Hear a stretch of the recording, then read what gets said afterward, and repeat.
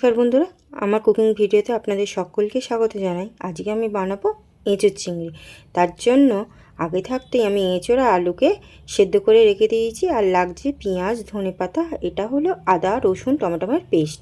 আর এখানে নিয়েছি চিংড়ি মাছ। চিংড়ি মাছগুলো যেহেতু অনেক বড় বড় ছিল, তাই জন্য আমি চিংড়ি মাছগুলোকে ছোট করে কেটে নিয়েছিলাম। তারপর চিংড়ি মাছগুলোকে ভালোভাবে সর্ষের তেলে ভেজে তুলে রাখলাম।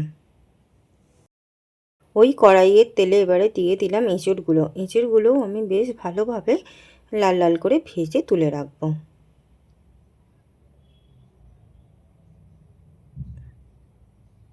এঁচোড় ভাজা হয়ে গেলে সেই কড়াইতে আমি আলুগুলোও হালকা করে ভেজে নেব।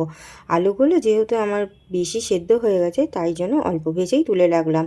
আর ওই কড়াইয়ের তেলে ফোড়ন দিয়ে দিলাম গোটা গরম মশলা, একটা শুকনো লঙ্কা, তেজপাতা আর জিরে। আর তার সাথে আমি পেঁয়াজগুলোকে দিয়েও বেশ ভালো করে লাল লাল করে ভেজে নিলাম।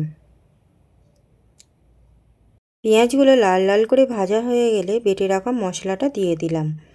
দিয়ে বেশ ভালো করে কষিয়ে নিলাম। তারপরে একে একে গুঁড়ো মশলা দিয়ে দিলাম। হলুদ গুঁড়ো, লঙ্কা গুঁড়ো, এরপরে দিলাম ধনে জিরে গুঁড়ো, তারপরে দিলাম চিকেন মশলা 1 চামচের মতন। তারপরে ধনে পাতা দিয়ে বেশ ভালো করে একটু কষিয়ে নেব মশলাটাকে। মশলা থেকে তেল ছেড়ে এলে ভেজে রাখা এঁচোড়গুলো এবার দিয়ে দেবো, আর তার সাথে দিয়ে দেবো চিংড়ি মাছগুলো। আবার বেশ খানিকক্ষণ কষিয়ে নেব। কষিয়ে নেওয়ার পরে দিয়ে দেব আলুগুলো। যেহেতু আমার সব কিছু সেদ্ধ করা, তাই জন্য খুব তাড়াতাড়ি এই রান্নাটা হয়ে গিয়েছিল।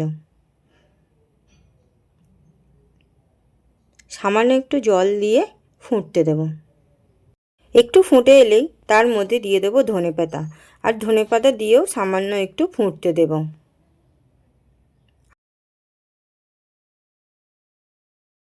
খানিকক্ষণ ফোটানো হয়ে গেলে এইবার গ্যাসের ফ্লেম অফ করে দেব। গ্যাসের ফ্লেম অফ করে তার মধ্যে দিয়ে দেবো 2 চামচ মতন ঘি, গরম মশলা আর ধনেপাতা। তারপর হালকা হাতে তরকারিটা নাড়াচাড়া করে নামিয়ে নেব। ব্যাস রেডি হয়ে গেল আমাদের এঁচোড় চিংড়ি। খুব সহজে এবং সহজ পদ্ধতিতে আপনাদের সাথে এঁচোড় চিংড়ি রেসিপিটা আমি শেয়ার করলাম। রান্নাটা ভালো লাগলে একটা লাইক, কমেন্ট, শেয়ার করে দেবেন। ভালো থাকবেন।